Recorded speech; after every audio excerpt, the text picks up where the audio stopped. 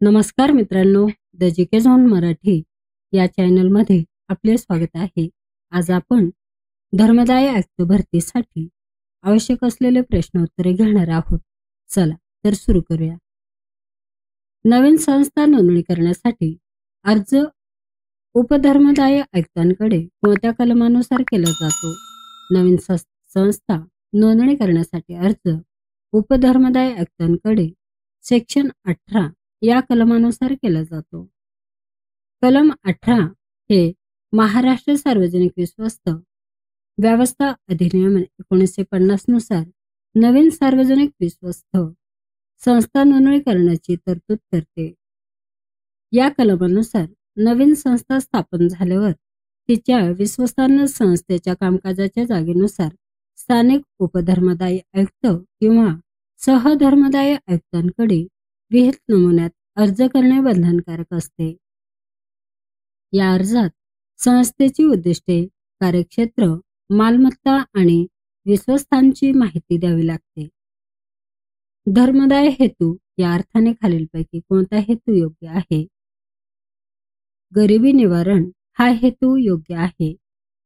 Charitable ट्रस्टचा मुख्य हेतू किंवा मूळ उद्देश गरिबी निवारण हा असतो. तसेच शिक्षण, आरोग्य आणि गरीब लोकांना मदत करणे हाच धर्मदायाचा हेतू आहे.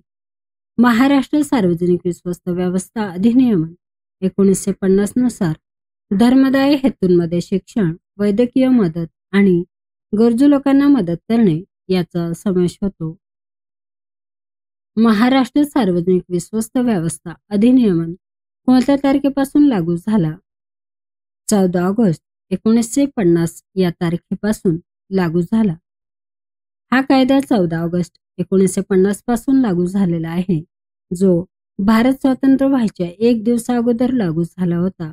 महाराष्ट्रात सार्वजनिक विश्वस्त व्यवस्था अधिनियम 1950 या अधिनियमाच्या अंमलबजावणीसाठी धर्मदाय आयुक्त हे प्रमुख अधिकारी असतात. या कायद्याचा मुख्य उद्देश सार्वजनिक धर्मदाय संस्था आणि धार्मिक संस्थांच्या कामाचे नियमन करणे, त्यांच्या नोंदणीची आणि लेखापरीक्षणाची तरतूद करणे तसेच त्यांच्यावर नियंत्रण ठेवणे हा आहे. धर्मदाय आयुक्तालयाचे मुख्य काम कोणत्या विभागांतर्गत येते?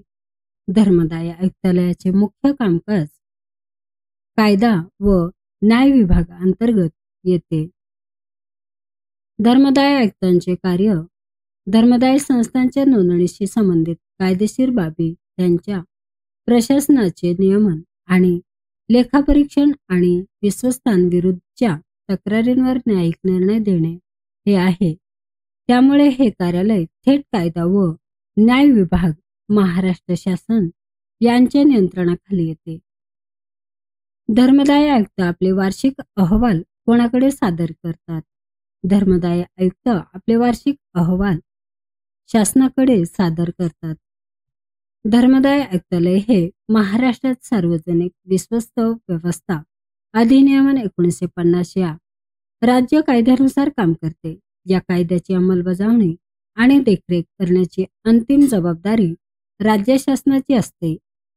धर्मदाय आयुक्त राज्यातील धर्मदाय संस्थांच्या कारभारांवर, आर्थिक स्थितीवर आणि अधिनियमाच्या अंमलबजावणीवर नियंत्रण ठेवते. त्यामुळे या कामाचा सारांश असलेला वार्षिक अहवाल शासनाकडे सादर केला जातो. शासन हा अहवाल नंतर राज्याच्या विधिमंडळासमोर मांडते, जेथे त्यावर चर्चा होऊ शकते. खालीलपैकी कोणत्या वायूमुळे पृथ्वीचे वातावरण उबदार आहे? खालीलपैकी कार्बन डायऑक्साईड या वायूमुळे पृथ्वीचे वातावरण उबदार आहे. हा वायू सूर्यापासून आलेली उष्णता, जी पृथ्वीच्या पृष्ठभागावरून अवरक्त किरणोत्सर्गाच्या स्वरूपात परावर्तित होते, शोषून घेतो आणि ती वातावरणात रोखून ठेवतो.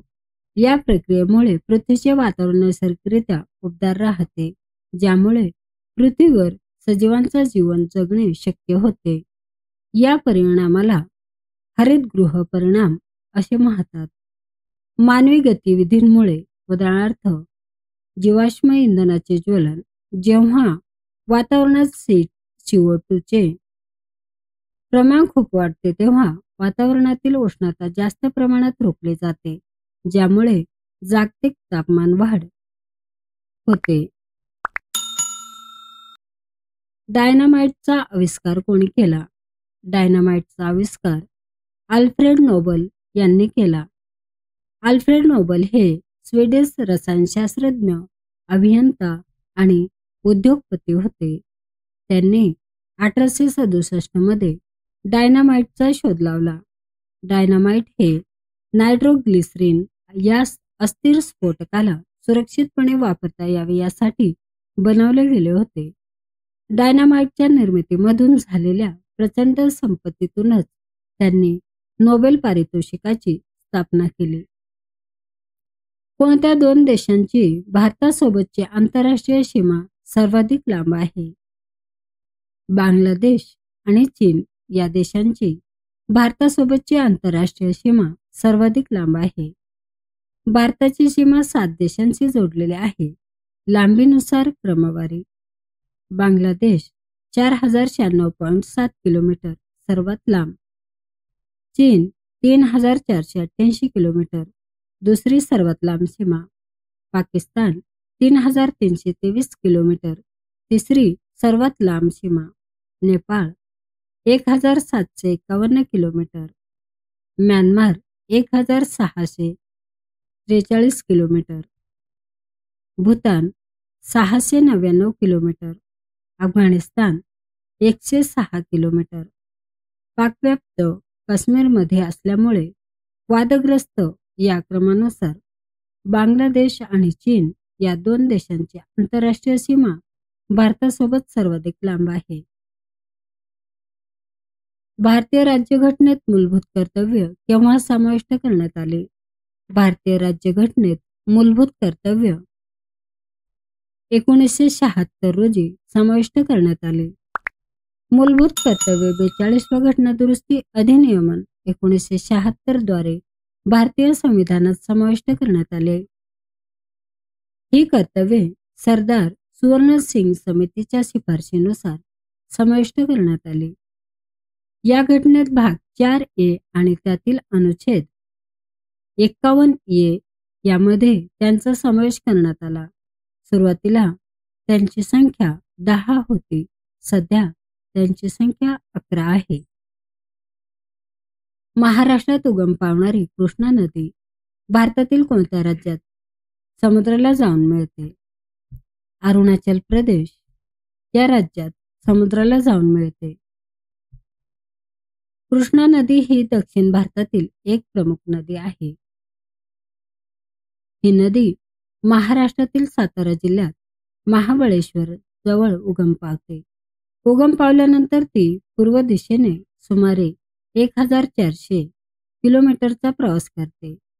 आंध्र प्रदेशात मच्छलीपट्टणमच्या दक्षिणेस हंसल देवी जवळ ती बंगालच्या उपसागराला मिळते. समुद्राला मिळण्यापूर्वी ही नदी एक मोठा आणि सुपीक त्रिभुज तयार करते. आईने मला साड्यात घेतल्या या वाक्यातील प्रयोग ओळखा. या वाक्यातील प्रयोग आहे प्रधान कर्तृत्व कर्मणी.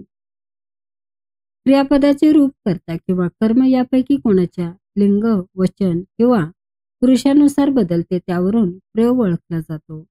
वाक्यरचना: आईने कर्ता, मला अप्रत्यक्ष कर्म, साड्या प्रत्यक्ष कर्म, घेतल्या क्रियापद. या प्रकारच्या कर्मणी प्रयोगात कर्त्याने प्रत्ययासह स्पष्टपणे दिलेला असल्यामुळे कर्मा एवढेच कर्त्यालाही महत्व किंवा प्राधान्य दिले जाते. आभाळ या शब्दाचे लिंग ओळखा. आभाळ या शब्दाचे लिंग आहे नपुंसक लिंग. मराठीत लिंग ओळखण्यासाठी तो, ती किंवा ते ही सर्वनामे वापरतात. तो पुल्लिंग, ती स्त्रीलिंग, ते नपुंसक लिंगी. आभाळ या शब्दासाठी आपण ते आभाळ असे म्हणतो, त्यामुळे या शब्दाचे लिंग नपुंसक लिंग ठरते.